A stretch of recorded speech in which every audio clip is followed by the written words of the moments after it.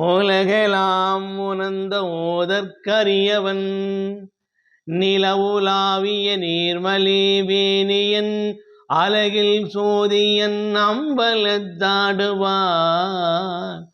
மலசிலம்படி வாழ்த்தி வணங்குவோம். 63 நாயன்மாரில் ஒருவராக இருக்கக்கூடிய போற்றுதலுக்கும் பாராட்டுதலுக்கும் வணங்கத்தக்கவரமாக இருக்கக்கூடிய திருநாவுக்கரசரை பற்றியும், 4 தேவார மூவரில் ஒருவராக இருக்கக்கூடிய திருநாவுக்கரசரை பற்றியும், இந்த சமயக்குரல் என்று சொல்கின்ற 4 ஒருவராகவும் இந்த திருநாவுக்கரசர் திகழ்கிறார். இவர் பெரிதும் சைவ சமயத்தினால் பாராட்டுதலுக்கும் போற்றுதலுக்குரியவராக இருக்கிறார்.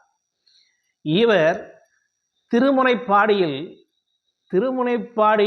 நடுநாட்டில் புகழனாருக்கும் மாதினியார் என்கின்ற தம்பதிக்கும் மகனாக இந்த திருமுனைப்பாடி என்கின்ற ஊரில் அவதரித்தார். இவர் வேளாளர் மரபை சார்ந்தவர்.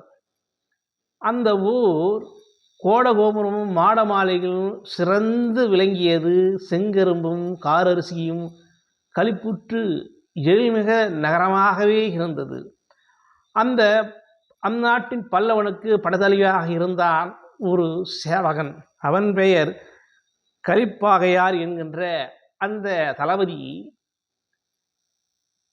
ஊர் பெரியவர்களாம் நியமித்து, எனக்கு இந்த திருநாவுக்கரசருக்கு தமக்கியாக இருக்கக்கூடிய திலகவதி அம்மையாரை மணமுடிக்க வேண்டும் என்று தூது கேட்டு வருகிறான்.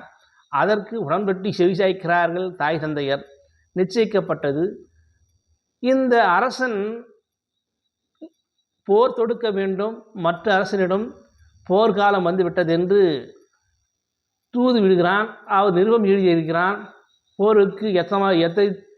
போருக்கு உடன்பாட வேண்டும், போர்க்களத்தில் புக வேண்டும், தளபதி மேற்கொள்ள வேண்டும் என்று சொல்லுகின்ற போது அதற்கு உடன்பட்டு செவிசாய்த்து 6 மாத யுத்தகலத்திற்கு செல்கின்றான் இந்த கலிப்பாகையார் என்கின்ற படத்தளபதி. அப்படி இருக்கின்ற போது 6 மாதம் கழித்தும் வராத போது நோய்வாய்ப்பட்டு இந்த புகழனார் இறந்துகிறார். திலகவதி தந்தையார் இறந்து போகிறார். பின்பு அக்காலங்களில் தந்தை இறந்தார், கணவன் இறந்தார், மனைவியாரும் உடன்கட்டை ஏறி இறக்க நேர்கிறது. இப்படி இருக்கின்ற காலத்தில் இந்த அரசவையிலிருந்து ஒரு செய்தி வருகிறது திலகவதி அம்மாரிடம். அம்மா, இந்த கலிப்பாகையார் தளபதி போரில் வீரமரணம் எழுதிவிட்டார். நீங்கள் கவலை கொள்ள வேண்டாம், மற்றொரு திருமணம் செய்து கொள்ள வேண்டும் என்று அரசு தூதாக கவனிக்கிறார் பல்லவ மன்னனிலிருந்து. அதற்கு அந்த அம்மையார், ஏற்கனவே தாய் தந்தை நிச்சயிக்கப்பட்டார்கள். நிச்சயிக்கப்பட்டதால் நான் திருமணம் பூண்டே அவருடன் நான் திருமணம் நடத்தி இதற்கு சமமான விஷயம், நானும் உடன்கட்டை ஏறி இறக்கிறேன் என்று எத்தமிக்கின்ற போது, அப்போது பாலகனாக இருக்கக்கூடிய இந்த திருநாவுக்கரசர் பாதக்கமலங்களின் மீது, அக்கா, தாய் தந்தை இறந்து விட்டார்கள், எனக்கென்று யார் இருக்கிறாள்? தாயாக இருந்து என்னை அரவணைத்து அன்பு பாராட்டி வாயாக இருக்க வேண்டும் என்று கதறுகிறான், கண்ணீருக்கிறான். தனக்கென்று யாரும் இல்லை, இந்த ஊர் உறவில்லை, உற்றார் இல்லை, ஏன் நான் வாழ வேண்டும் என்று அந்த திலகவதி அம்மையாருக்கு வயது 12. இந்த பாலகனாக இருக்கக்கூடிய இந்த திருநாவுக்கரசருக்கு வயது என்ன என்றால், இவருக்கு 7 வயது, 5 வயது வித்தியாசம் உள்ள தங்கையும் தம்பியுமாக இருக்கின்ற போது, இந்நிலையில் என் நிலையும் அறியாமல் யாதும் புரியாமல் இருக்கின்ற போது தன்னுடைய தம்பிக்காகவே வாழ்க்கை அர்ப்பணிக்கிறார் இந்த திலகவதி அம்மையார். திலகவதி அம்மை அமுது படைத்து பாலாட்டி சீரூட்டி அனைத்து கலைகளையும் அந்த திருநாவுக்கரசருக்கு போதிக்கிறார். நல்ல குணநலமும் நல்ல கொள்கையும் நல்ல கோட்பாடுகளும் இருந்தார். ஆனால் திருநாவுக்கரசருக்கு என்ன தோன்றுகிறது என்றால், நம் தாய் இழந்தோம், தந்தை இழந்தோம், தன்னுடைய நிச்சயிக்கப்பட்ட கணவனாரையே இழந்தார், தமக்கையார் கணவனம் இழந்தோம். இப்படி நமக்கு இவ்வளோ பெரிய கஷ்டத்தை இந்த பரம்பொருளான சிவபெருமான் அளிப்பதா? இந்த சமயத்தில் நாம் நீடித்திருப்பதா என்று அறிகிறார், உணர்கிறார். அதனாலே பாடலிபுத்திரம் செல்லுகின்றார். பாடலிபுத்திரத்திற்கு சென்று அங்கே சைவ சமயத்தை சமணர்கள் சைவ சமயத்தை விட்டு சமண மதத்தில் அந்த போதனைகளை ஏற்றி பின்கொண்டு வாழ்கிறார். அவருக்கு அப்போது 25 வயது. பற்றற்ற பரம்பரை தேடி நாடுகின்ற போது அங்கே சமண சமயத்தில் இருப்பதாக அறிகிறார். அங்கே குருமார்களோடு விவாதம் நடக்கிறது. அந்த விவாதத்தில் வெற்றி பெறுகிறார். தலைமை சீடராக தலைமை குருவாக அந்த புத்த மதத்திற்கும் இவர் திகழ்கிறார். இப்படி வாழ்கின்ற காலத்தில் இந்த தமக்கியார் திலவதி அம்மையார் கண்கலங்குகிறார். தன்னுடைய சகோதரன் இந்த தாய் மதமான சைவ சமயத்தை விட்டு சமண சமயத்திற்கு சென்று விட்டாரே என்று உளம் கலங்குகிறார். உளம் கொதிக்கிறது, எண்ணம் கொதிக்கிறது. பலவாறாக இந்த அங்கு இருக்கக்கூடிய திரவாதிகை என்கின்ற ஆலயத்தில் செல்லுகின்றார். அங்கே வீரட்டானம் என்கின்ற மடம் அமைக்கிறார். அங்கே மடத்தில் அவர் தங்குகின்றார். என்றாவது தன்னுடைய தம்பி வருவான் என்று காத்திருக்கிறார். அந்த ஆலயத்தில் சென்று மெழுகிடுவதும் விளக்கேற்றுவதும், காலையில் குளித்து இந்த அம்மையார் பணிவிடை செய்கிறார். உழவாரப்பணி என்பார்கள். உழவாரப்பணி என்பது எப்போது வருகிறது என்றால் திருநாவுக்கரசரால் இந்த திலகவதி அம்மையாரால் தான் உழவாரப்பணி. இன்று ஆலயங்களில் செப்பனிடுகிறார்கள், புரணமைக்கிறார்கள். இன்று உழவாரப்பணியை கையில் எடுத்துக்கொண்டு இளைஞர்களும் சமூக சேவர்களும் இன்று இந்த நாட்டில் ஆலயங்களை தூர்வாரப்படுகிறது, புரணமைக்கப்படுகிறது. அதற்கு முக்கிய காரணம் என்றால் இன்று சொல்லப்படும் என்றால் திருநாவுக்கரசு ஆகும். இந்த திருநாவுக்கரசர் எதற்காக பிறந்தார், ஏன் பிறந்தார், இந்த பிறவியின் நோக்கம் என்ன என்று நாம் அறிவோம். கைலாயத்தில் ஒரு தரம் இருக்கின்ற சிவபெருமானம் உமாதேவியாரம் இருக்கின்ற போது இலங்கையில் இருக்கக்கூடிய ராவணேஸ்வரன் மயிலாசனத்தில் வருகிறான். அங்கே வருகின்ற போது உமாதேவியாரும் சிவபெருமானும் இருக்கின்ற போது அங்கே மயில் வாசனத்தில் வருகிறது நந்தி பகவான் நடத்தி நிற்கிறார். அப்பா, உமாதேவியாரும் சிவபெருமானும் வீட்டிற்கின்ற இந்த கைலமலையில் நீ செல்லக்கூடாது, மாற்று வழியாக செல்ல வேண்டும் என்று சொல்லுகின்ற போது அந்த ராவணேஸ்வரன் உடன்படாமல், அப்பா இந்த மலை என்ன இருக்குது, யார் இருக்குது, நான் சிவபெருமானை பார்த்து விட்டு போகிறேனே என்று சொல்லுகின்ற போது இல்லைன்னு போகிறாது வடிவமைக்கிறார் நந்தி பகவான். அப்போது சொல்லுகின்றார், குரங்கை போல் மந்தியை போல் நின்று குறுக்கே இடமறிக்கிறாயே, உனக்கு அறிவு இருக்கிறதா முடனா முட்டாளே என்கின்றார். அப்போது நந்தி பகவான் கோபித்து ஏ ராவணேஸ்வரா, இங்கு யாது என்று புரியாமல் இந்த சிவபெருமானை நிந்திக்கிறாயே, என்னையும் நிந்திக்கிறாயே, உன் நாடு நகரம் ஒரு மந்தியால் அழிய கடவுது என்று சொல்லுகின்றார். பிற்காலத்தில் ராவணேஸ்வரன் நகரம் அழிவதற்கு காரணம் அனுமனாக இருக்கின்றான். அன்புநர்களே, இப்படி இருக்கின்ற காலத்தில் இவன் வலப்பக்கமாக சொல்லுகின்றார். வலப்பக்கமாக செல்ல வேண்டும், சிவபெருமான் வீட்டிருக்கிறார், உமாதேவியிடம் சொல்லும் சிறிதும் பொருட்படுத்தாமல் இவன் 10 தலை கொண்டவன் அல்லவா, 10 தலை கொண்டவன், 20 கரங்களை கொண்டவன். இவன் யாதும் புரியாமல் அலட்சியமாக கைகளால் பேர்க்கின்ற போது அங்கே உமாதேவியா சிவபெருமானம் வீட்டிருக்கின்ற போது, என்ன ஐயனே, நம்மளுடைய இந்த கைலமலை நாம் உலகையே ரட்சிக்கக்கூடியவர், பிரளயங்கள் எல்லாம் உங்கள் மூலியமாக நடக்கிறது, ஆக்கலும் அழித்தலும் காத்தலும் அல்லவாக செய்கிறீர்கள்.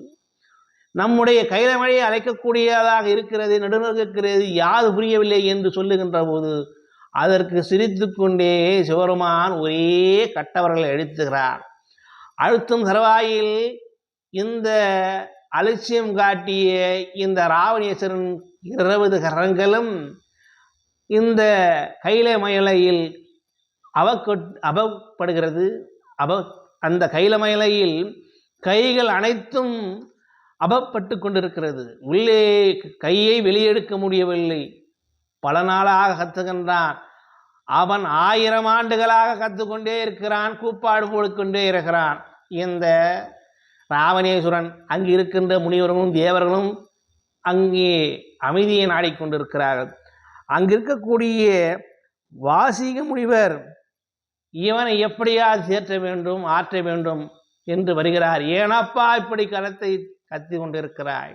நாங்கள் அல்லும் பகலும் பாராமல் சிவதொண்டே பெரிதொன்று உயர்வொன்று நெறிகொண்டு வாழ்கின்றோம். இத்தருணத்தில் இப்படி செய்யலாமா என்று அவரை எச்சரிக்கின்ற போது, அப்பா, சிவபெருமான் என்னை நிந்தித்து விட்டார், நான் கைகள் வெளியே எடுக்க முடியவில்லை என்று சொல்லுகின்ற போது, அப்போது அந்த வாசிக முனிவர் சொல்லுகின்றார், சிவபெருமான் ராக சங்கீதங்களை நேசிக்கக்கூடியவர், அவர் தேவகானத்தை நேசிக்கக்கூடியவர். நீ பாடினால் ஒழியே நீ மனமிறங்கி வருவார், உன்னை தேற்றுவார், ஆற்றுவார் என்று சொல்லுகின்ற போது, இந்த ராவணேஸ்வரன் தன்னுடைய ஒரு கையை பிரித்து தலையை கொய்து நானாக மீட்டி தேவகானம் பாடுகிறானாம். அப்படி பாடுகின்ற போது சிவபெருமான் லயந்து மகிழ்ந்து உருகி, ஏ ராவணேஸ்வரா, உன்னையும் ஆட்கொள்கிறோம், உனக்கு என்ன வரமின் கீழ், உன்னுடைய நாடு செல்வ செழிப்பாக எப்போதும் பூத்து குலக வேண்டும் என்று அருள்பாலிக்கிறார். அதன் பிறகுதான் அவன் கைகள் விடப்பட்டது. அன்பு நண்பர்களே, இதுக்கு இந்த வாசிக முனிவர் இப்படி செய்ததால் நந்தி பகவான் கோபப்படுகிறார். என் சொல்லை மீறி இறைவனுக்கு தொண்டு செய்கின்றவனு அவசாரம் செய்கின்ற இவனை போன்ற ராவணேஸ்வரனுக்கு உறுதுணையாக இருந்தவையெல்லாம் உனக்கு சாபம் இடுகிறேன். பூலோகத்தராக நீ படாத பாடுபட்டு நீ கைலைக்கு வர வேண்டும் என்று பூலோகம் வந்தவர்தான் இந்த திருநாவுக்கரசர். இந்த திருநாவுக்கரசருடைய பிறவி பயந்து தெரியாமலே வாழ்ந்து கொண்டிருக்கிறார். அப்போது இந்த அம்மையார் தன்னுடைய தம்பி வரவில்லை என்று, தாய் மதமான சமண மதத்திற்கு வரவில்லை என்று பதிவிக்கிறார். அணிதினமும் அங்கு இருக்கக்கூடிய திருத்தலங்களில் சென்று சிவபெருமானை ஆர்ப்பரிக்கிறார், கண்ணீர் மல்கிறார். பா, என்னுடைய தம்பி தாய் மதத்தை விட்டு சமண சமயத்தை தழுவுகின்றான், உலகறிய சொற்பொழி ஆற்றுகின்றான். ஆனால் இம்மதத்தை கேளாமல் இழிபழித்து சொல்லுகின்றான். அவனுக்கு நல்லொறிவு புகட்ட வேண்டும் என்று நான் ஆசைப்படுகிறேன். ஐயனே, கண்ணீர் மலகது அணிதினமும் நம்மையார் சொல்லுகின்றார். அப்போது சிவபெருமான் சொல்லுகின்றார், கனவிலே வருகின்றார், அம்மையே, என் நிலையிலும் தன்னிலை மறைவாமல் இறைதொண்டே பெரிதுண்டு என்னை பூஜிக்கிறாய். உன் அருளாலே அவன் திருந்தும் வருவான். நான் அவருக்கு ஆசி கூறுகிறேன். அவனுக்கு பல இன்னல்கள் இடையூறுகள் வரும். வந்து இங்கே வருவான். வந்து சூழநோயை அவனுக்கு நான் கொடுக்கிறேன். உன்னிடம் வருகின்றது அவன் பூரண குணமாவான். நீ கவலைப்படாதே என்று சொல்லுகின்றார். மறுநாள் என் தம்பிக்கு சூழநோய் வருவதா என்று கண்கலங்கிறார். அம்மையை சோதிப்பதும் சோலைக்குள்ளாக்குவதும் தேற்றுவதும் ஆற்றுவதும் எல்லாம் எமது செயலே, நீர் ஒன்றும் கவலை கொள்ளாதே என்று சொல்லுகின்ற போது, அப்பொழுது அங்கே பாடல்பத்தில் இருக்கக்கூடிய திருநாவுக்கரசருக்கு சூழநோய் வருகிறது. சூழநோய் பதட்டப்படுகிறார், ஆர்ப்பரிக்கிறார், கண்ணில் மறுகிறார். இப்படி அங்கே இருப்பவர்களெல்லாம் தலைமை குருவான இருக்கக்கூடிய திருநாவுக்கரசருக்கு இப்படி ஒரு நோய் வந்ததா என்று ஆற்றுகிறார்கள், தேற்றுகிறார்கள், சந்தனத்தை எல்லாம் தடவுகிறார்கள். பாயினால் ஓலை பாயினால் மூடுகிறார்கள். யாதும் புரியவில்லை. உஷ்ணம் அதிகமாகிறது. இன்னும் நோய்க்கான விடை தெரியாமல் இந்த திருநாவுக்கரசர் அள்ளு பாய்கிறார். ஐயோ, புரியவில்லையே. கடைசியாக அந்த சமணர்கள் குருமார்கள் எல்லாம் கைவிட்டார்கள். இனி திருநாவுக்கரசர் பிழைப்பது அரிது. எத்தனை மந்திர ஜானங்கள் பண்ணினாலும் பிழைக்க முடியவில்லை. இப்படி திருநாவுக்கரசர் அழுது புழங்குகிறார். தன்னுடைய சமையல்காரனை அழைக்கிறார். அப்பா, என்னுடைய தமைக்கே திரௌபதி அம்மையா இருக்கிறார். திருமுனைப்பாடியில் அவர் சென்று நான் இந்நிலை இருப்பேன் என்று சொல்லுவாயாக என்று சொல்லுகின்ற போது அங்கே வணங்கி செல்லுகின்றான். இரவோடு இரவாக சமணருக்கு தவியாமல் போகின்றான். போய் சொல்லுகின்றான், அம்மையே, உனது தம்பி இவர் இப்படி அவதிப்பட்டு கொண்டிருக்கிறார். அவர் அவதியால் கூச்சலால் கூப்பாடு போடுகிறார், அரண்டு புறுகிறார். அந்த சூளை நோயை யாராலும் குணப்படுத்தவில்லை. தாயே, நீங்கள் வாருங்கள் என்று சொல்லுகின்ற போது அந்த அம்மையார் சொல்லுகின்றார், என்னை மீறி சென்ற என் தம்பி சமண மதத்தை தவிர்க்கிறான். சமணர்களுக்கு மடசாலைக்கு நான் வருவதில்லை, அங்கே நான் விஜயம் செய்ய வருவதாக இல்லை. அவன் வேண்டுமானால் இங்கு வர வேண்டும் சொல்லுகின்ற போது இரவோடு இரவாக அந்த சமையல்காரன் போய் திருநாவுக்கரசன் சொல்லுகின்றார், தமக்கை இப்படி ஒரு செய்தியை சொன்னார் என்று கண்ணீர் மல்க வருகிறார். தட்டு தடுமாறி வருகிறார். அப்போது அதிகாலையில் அந்த அம்மையார் குளித்துவிட்டு அங்கே நீராடிவிட்டு கரையேறி வருகிறார்.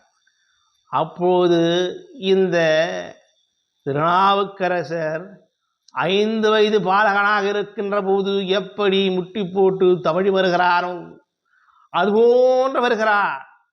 இந்த அம்மையார் பார்க்கிறார், அப்பனே, 5இல் விதைத்த விதையும் இப்போது 77இல் வந்த மரமா விருட்ச மரமா என் தம்பியா, என் இந்தியா, உன்னை சொந்தியால் பெற்றவன் போல் இருந்தேனே, என் தோளிலும் மாறிலும் தாயைப் போல் காட்டினேனே, அவன் வரவா நான் வரவாக இருக்கட்டும், இந்த சைவ சமயம் தழைத்தோங்கட்டும் என்று தன்னுடைய தம்பியை அரவணைத்து அன்பு பாராட்டி அப்பா நடந்த விஷயத்தை எல்லாம் சொல்லுகின்றார்.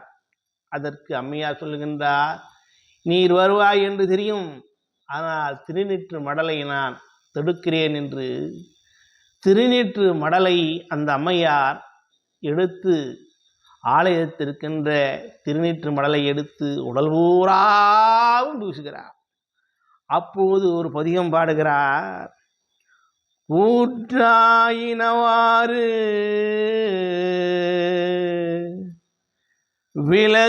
விளக்குளீர் கொடுமை பல செய்தன